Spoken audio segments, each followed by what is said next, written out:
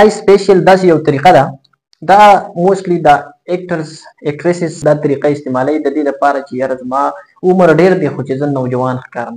زه کم عمر والا هلک ښکارم. د دې لپاره دا اکټرز چې دي موسټلی دا خلک د آی سپیشل کوي چې دي روزانه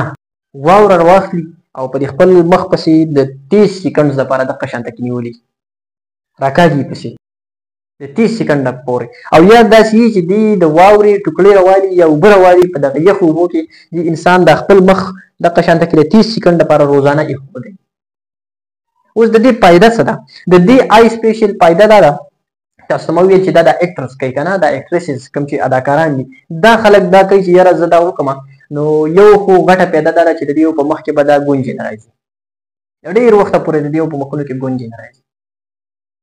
تاسو به کتلي بلا شي عمرونه د دې خلکو خو د هغو په مخونو کې زیاتره ګونجې په اسانه سره نه راځي. دویمه فایده دا ده چې انسان د مخ نه بوډا کېږي ژر نه، د 50-60 سال انسان به وي خو هغه مخ ته چې ته وګورې ته به وایې که دا د 25 سال هلک دی، نوجوان دی.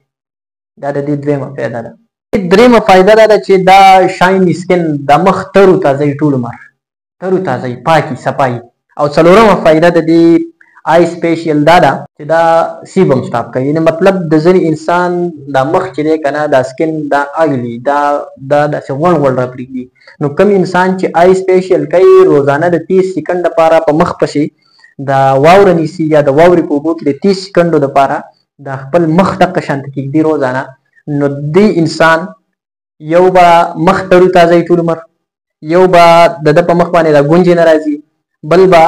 د بوډا کېږي ژر نه د مخ نه. تاسو ته ما وویل د 40-50 سال انسان به یو دی په 20 سالو په شانته کې د یو نوجوان په شانته کې مخ به د ده ښکاري. او څلورم تاسو ته ما وویل چې دا سیبم سټاپ کوي، د کوم انسان چې دا غوړ مخې د آیلز چې راپرېږدي دا غوړ چې راپرېږدي نو دا سټاپ کوي، دې ته ویلی کېږي آی سپیشل.